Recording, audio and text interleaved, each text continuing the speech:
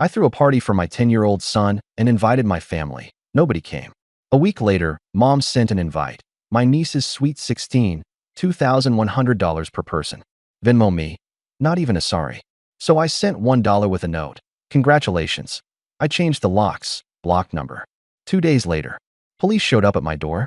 My name's Evan. I'm 33. Single dad. I fix networks for a living and make lists for fun. I know where every dollar goes. I can tell you the price of a gallon of milk in 3 stores and which one restocks the 12-pack of juice boxes on Tuesdays. My son, Leo, is 10, loves Lego, hates olives, and thinks I'm a wizard because I can untangle cords without swearing. I live in a small rental house with a lean backyard and a grill that I rescued from the curb. My family lives 20 minutes away, and in my head that always meant we were close. It didn't mean that. The Saturday of Leo's birthday started simple. Blue streamers. A Costco sheet cake with Leo Level 10 written in pixel font. I'd rented one of those inflatable soccer goals and set out folding chairs I borrowed from a neighbor. 6 of his classmates came. Our street smelled like sunscreen and charcoal. I kept checking my phone. Mom had said, "We'll be there. Wouldn't miss it." My sister, Courtney. Of course. Aunt Coco's bringing party favors. My brother, Nate. We'll roll through after the gym. I lined up little water bottles on the porch rail and taped a trash bag to the fence so the yard wouldn't look like a landfill. Every 20 minutes, I checked the family chat. Nothing. When the pizza arrived, I told the driver, "Could you wait a second?" I thought maybe a line of cars would pull up and I'd need to add one more large pepperoni. He looked over my shoulder at the tiny crowd and said, "You're good." 2 o'clock turned to 3. The sun moved. Kids kicked off their shoes and took turns with the goal. The neighbor across the street carried over an extra cooler. She said, "Full house?" and I smiled like my face was made of wood. At 3:11 p.m., my phone buzzed. "Don't be dramatic," my mother wrote. "It's just a kid's party. Just a kid's party." I read it twice because my brain rejected it the first time. Not running late. Not got stuck. Not happy birthday, baby. Just that line like a slap. I stood next to a bowl of orange slices, and the words crawled right under my skin and sat there. Leo jogged over, cheeks red, hair stuck to his forehead. "Dad, can we cut the cake? Can we sing?" "Of course," I said. "Gather everybody." We sang. He blew out the candles in one breath because he'd been practicing. He grinned at me with frosting on his lip, and I clapped like a seal. Then I stepped inside to the kitchen to rinse the knife and breathe where nobody could see me. The screen door squeaked. Behind me, the group chat bubble popped up again with dots blinking like a heartbeat. A new message from Courtney appeared. "We'll catch the next one. Today's insane." Then a photo posted to her story hit my lock screen. Brunch. Mimosas. A caption, "Self-Care Sunday, on a Saturday, with my people." My mother was in the corner of the picture, sunglasses on, holding a flute of champagne. Nate's arm, the tattoo I helped pay for, was around their chairs. I stood there with a wet knife in my hand and a cake behind me and a 10-year-old in the yard who still believed adults said what they meant. The house smelled like sugar and dish soap. Somebody outside yelled "Goal," and a cheer went up. I put the knife down and wiped my hands on a towel. I walked back to the yard and handed out plates, and I didn't say one word about the empty chairs. Not one. When the last kid left, Leo and I sat in the quiet and built the spaceship he'd unwrapped. He didn't ask about Grandma or Aunt Coco or Uncle Nate. Maybe he didn't want to. Maybe he already knew. At 8:04 p.m., after he fell asleep on the couch with a slice of pizza in his hand like a tiny king, my phone pinged again. Mom, this time with a voice message, sharper, careless. "Don't make a big deal, Evan. He's 10. He'll barely remember." I stared at the ceiling and felt something in me go cold and flat. A new shape. Edges. I didn't write back. I started counting the chairs to return and the cans to recycle. I scraped frosting into the trash. I folded the banner into a shoebox with the leftover candles. I put everything where it belonged. That's what I do. And then I put my phone face down on the counter because if I read one more sentence from them, I was going to say something I couldn't put back in the box. I've always been the fixer. The one who knew the Wi-Fi password and the tax deadline. The one who remembers everyone's favorite side dish. I was 21 when Dad walked out. Mom's words to me in the driveway were, "You're the man now." It wasn't a pep talk. It was a job assignment. When Courtney started her lash studio, I built the website and paid the first 6 months of hosting. "You'll get it back when I'm profitable," she said, breezy, like profit was a weather pattern. When Nate got a DUI at 25, I took a day off work to sit with him at court. I'm the one who drove mom to urgent care that winter. She had the flu and wouldn't stop trying to cook anyway. I'm the one who Venmo'd Nate's rent, just this once, 3 separate, just this once months. Every time, it came with a chorus. Mom, family helps family. Courtney, you're doing amazing, sweetie. To herself in the mirror. To me it was, can you spot me till Friday? Nate, you know I'll pay you back. He never did. He'd buy new rims though, so at least the lie had good traction. The day Leo was born, I made a promise to him and to myself. He would never sit on a plastic chair at a party and wonder if his people cared. He would have cake even when money was tight. He would have apology texts when people messed up. He would have adults who tried. Money was tight a lot. Childcare is a second rent. Health insurance is a third. I still made it work. Over time, side gigs, selling my old guitar to cover the dentist. When he outgrew his cleats mid-season, I found a pair at a thrift store and cleaned them with a toothbrush until they gleamed. Meanwhile, my family's group chat looked like a travel blog. Wine tastings, silent retreats that were somehow very loud on Instagram. Courtney's soft life era. Nate's grind set. With a leased truck, he took pictures with more than he drove. When I asked mom once if she wanted to do a weekly dinner with us, she said, "Sweetie, my calendar is full. Next month." Next month never arrived. But my phone did light up on payday. Little green bubbles. Quick favor. Emergency. Don't tell anyone I asked. Last fall, Courtney booked a girls' trip to Tulum and called me at 11 p.m. the night before. My airline card got declined. Can you fix it? I'll pay you back Monday. Monday came and went. When I brought it up, she sighed. Don't be petty, Evan. Money comes and goes. Memories are forever. In December, mom sent me a spreadsheet like a ransom note. Holiday gifts plan. Names, items, price columns, color coding. On the right, in bold, we should split equally. Equal meant me, because neither of them offered. I bought Leo a winter coat and a book. I bought mom the mixer she'd been talking about since spring. I gave Courtney a gift card to a supply store. Nate got new trainers.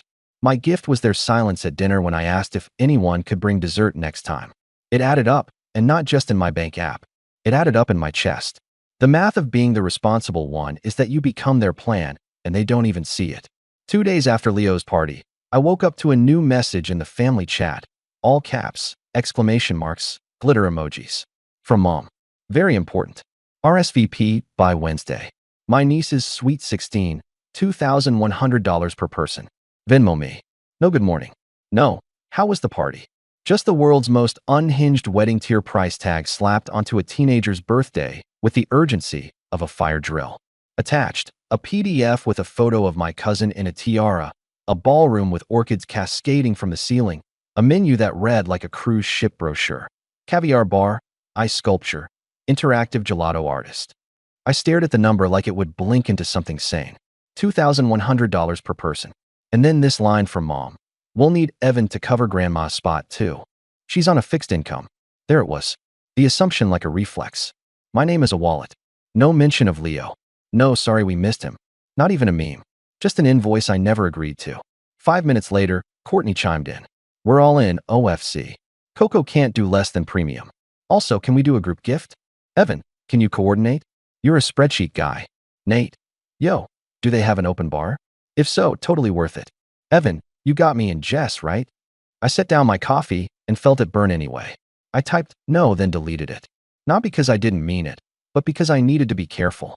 Words skim on the surface with them. They don't sink in unless you tie them to something heavy. I clicked on the PDF again, and my eye caught the sponsor page at the end. There, in tasteful script, under gold patrons, was my full name. In honor of family. I hadn't given $1. I hadn't been asked. Courtney had submitted it. I recognized the photo she used. It was stolen from my LinkedIn. My stomach did a slow, stubborn roll. I scrolled back to Saturday's messages to see if I'd missed something. Maybe there was a "so sorry" buried under a meme. There wasn't. Just Courtney's brunch shot and mom's voice note. The one where she said it was just a kid's party. Another text popped in. Mom. Also, I talked to the venue. They need the deposit by Friday. I told them you'd handle it since you're the most organized. The deposit. For a teenager's party that cost more than my car. Assigned to me like an errand. I picked up my phone to call her, then put it down. I didn't trust my voice to come out soft enough to be heard.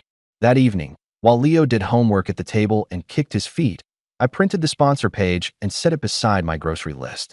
2 columns. One for what I do, one for what they ask. I started writing. Soccer fees, mine. Court filing fee for Nate's license reinstatement, mine. Website hosting, mine.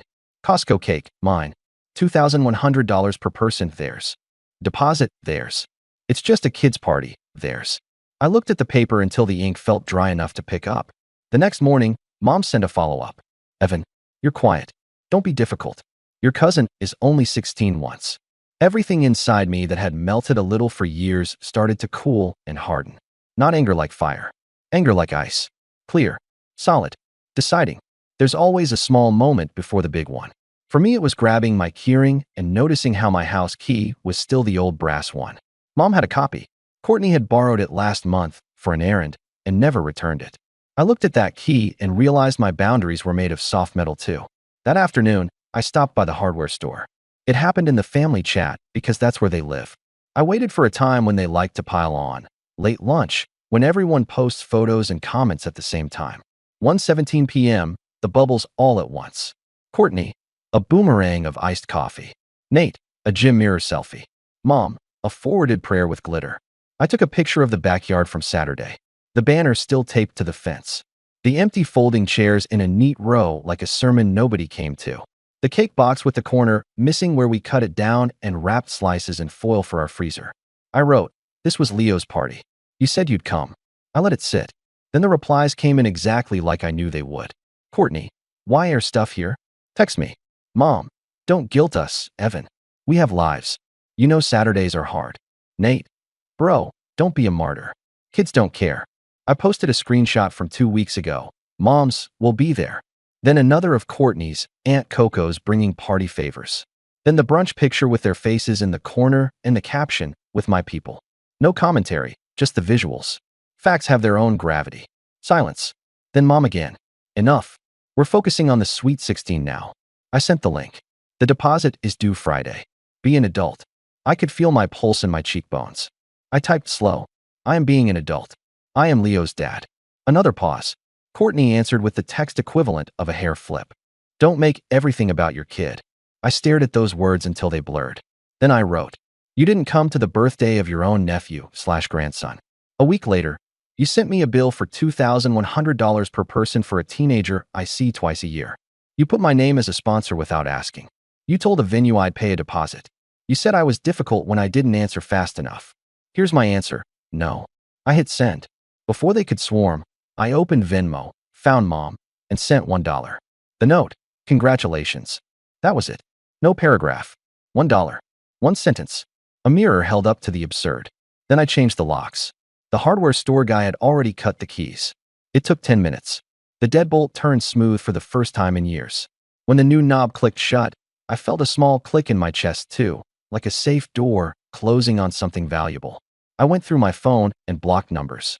Not forever, not out of cruelty, but because I knew what was coming. The flood. The, how dare you? And after everything we've done, and you're tearing the family apart. I needed quiet to hold the line. So I held it. At dinner, Leo asked for more broccoli and told me a joke about a banana in a library. He didn't know his dad had just flipped a switch that would change our lives. Maybe he didn't need to know yet. What he needed was a dad who didn't flinch. By 8 p.m., the messages were bouncing off the wall I'd built. A last one landed before the block. Mom, you will regret this. Don't forget who raised you. I set my phone face down and took out the trash. The next day, Courtney posted a story, a glitter countdown sticker for the Sweet 16. 10 days. Gold patrons, we see you. My name glowed under it. The comments cheered. So generous. Family goals. I pulled up the venue page and sent a formal email. Remove my name from all materials immediately. I did not authorize sponsorship. I attached screenshots. Receipts. I CC'd a person with manager under their signature. Then I sent Mom and Courtney the same email from a new address they didn't have, just so they'd read it through corporate fear. I slept hard for the first time in a long time. The kind of sleep that doesn't listen for footsteps. 2 days later, at 7:42 a.m., there was a knock at the door. Not casual. Firm. I looked through the peephole and saw 2 officers. Morning. We're responding to a call, the taller officer said. He looked like a man who had seen a lot of dumb domestic storms. What kind of call? I kept my voice even. Leo was still in pajamas, watching a cartoon with half an eye and half an ear on the door. Family member reported concerns. Said you were making threats. Said you had their property. Asked for a welfare check for a minor at this address. There it was. 3 birds with 1 stone. Paint me unstable, accuse me of theft, and weaponize concern for my own child. Efficient. Come in, I said, opening the door enough to show a clean living room, a kid on the couch, a bowl of cereal. We're fine. The officer stepped inside and did the polite scan people do when they don't want to look like they're scanning. The shorter one nodded at Leo. Hey, buddy. Leo waved with his spoon. Hi. Can we talk in the kitchen? I asked. We moved a few feet. I kept the doorway in my peripheral vision. Years of being the responsible one makes you host even when you're being inspected. This is about my mother and my sister, I said. They didn't come to my son's birthday. They asked me to pay thousands for a cousin's party. I said no. I changed my locks. They don't like that word. The taller one covered a twitch of a smile. That tracks. They also put my name as a sponsor for the event without consent. I emailed the venue to remove it. I have screenshots. I slid my phone across the counter with the folder open. Photos. Chats. The Venmo dollar with the congratulations note. The venue email. The sponsor page. The officer scrolled. Evidence stacks well when you live inside receipts. Any weapons in the house? He asked, because he had to ask it. Only butter knives, I said. And these Lego swords. He smirked. Any court orders? Custody stuff? No. Leo's with me. His mom isn't in the picture. We're okay. He glanced toward the living room. You're okay, buddy? Leo gave a solemn thumbs up. Property. The shorter one added, glancing at his notes. I blinked. What property? He read. Caller stated he was holding a family heirloom necklace and wouldn't return it. His eyebrows ticked and I saw it land for him too, the nonsense of it. The only necklaces in this house are made of macaroni, I said. If she means the spare house key, I changed the locks yesterday. I can give you the old one if that makes this cleaner. We all looked at the key on the counter like it was a prop in a bad play. The officers stepped to the side, exchanged a look, then squared back to me. Here's the deal, the taller one said. We've seen this a lot. Family gets used to a thing, money, access, free labor. Someone changes the terms. Panic. They call us. We make sure nobody's in danger. Then we go write a report that says, no danger. That would be great, I said, and felt my shoulders drop an inch. Do you want to log anything on your side? The shorter one asked. Yes. I pulled up the email to the venue and my written request to remove my name. I also want something on record that they put my name down for a financial commitment without my consent and that I've asked them in writing to stop. Good, he said. Paper trails help. Keep saving everything. If anyone shows up here and won't leave, call us. Don't engage. They left me a card and walked out into the daylight. I stood at the door with that feeling you get after a flu breaks, weak and clear at the same time. 10 minutes later, my new email pinged. The venue's manager replied, "We have removed your name from all printed and digital materials. We apologize for the oversight." I exhaled. One thread cut clean. At noon, my aunt, Mom's older sister who floats in and out like a reasonable ghost, texted from an unknown number. I heard what happened. I'm sorry. They're furious. Courtney's screaming about a ruined vision. Your mother is calling you ungrateful because she can't call you something worse. For what it's worth, I think you did the right thing. I didn't do anything. I typed. I stopped doing things. She sent a sad smile emoji, the only time I've liked one. The next 48 hours were a study in how a system tries to reboot. Courtney posted a long caption about toxic energy and people who can't be happy for others. She didn't use my name. She didn't need to. Her friends piled in with hearts and, "You're a queen." The comments smelled like hairspray and denial. Nate texted from a new number. "Jesus, man, Mom's crying. Can you just pay the deposit and we'll square up after? We're family." I blocked it. Mom left a voicemail on the landline I never use. "This is your mother. You're not well. Family doesn't do this. You embarrassed us. You embarrassed me." She inhaled sharply. "The police? Really?" Her voice did that thing where it shakes when it's angry but wants to sound hurt. I held the phone away from my ear like it was hot. Then came the other side. Quiet messages from cousins I barely talked to. I saw the price. Are they serious? "I'm sorry about Leo. That was awful. If you need extra chairs next year, we'll bring some." And the neighbor who'd loaned me the cooler knocked with a Tupperware of brownies. "You fought the right fight," she said, like we were comrades. Maybe we were. That week, my house got lighter. Not because the furniture changed, but because the air did. No waiting for a key to turn in the lock that I didn't invite. No jump whenever the phone buzzed. Even the fridge sounded different, like it had room to hum. Leo noticed the quiet in his own way. He asked, Are we mad at Grandma? I turned off the sink and dried my hands. We're not mad, I said carefully. We're disappointed. And we're taking a break. Like time out. Kind of. Except this is for grown-ups who forgot how to be kind. He nodded like that made sense. Kids get it faster than adults. 2 days before the Sweet 16, Mom tried a new tactic, the olive branch made of lead. She sent a mass text labeled apology. It wasn't an apology. It was a press release. Family is complicated, she wrote. Sometimes schedules clash. We love Leo. We will make it up to him. The Sweet 16 is important because of business connections. This is an investment. Please support. Also, Evan has been under stress, so let's not push him. Thank you. Investments. Business connections. My kid as an afterthought behind a fake apology. I read it once and put my phone down. At 5 p.m., the venue called my new email address again. Hi, Mr. Brooks. The manager said brisk. We received a call from your mother stating you had recommitted to your sponsorship and would be paying the remaining balance. I wanted to verify before proceeding. She lied, I said. Do not put my name anywhere. If she says my name again, send me the recording. A click of a keyboard. Understood. The night of the Sweet 16, I took Leo to the park. We shot free throws until the sky turned orange. His laugh ricocheted off the backboard, and I thought about how cheap joy is until someone tries to invoice it.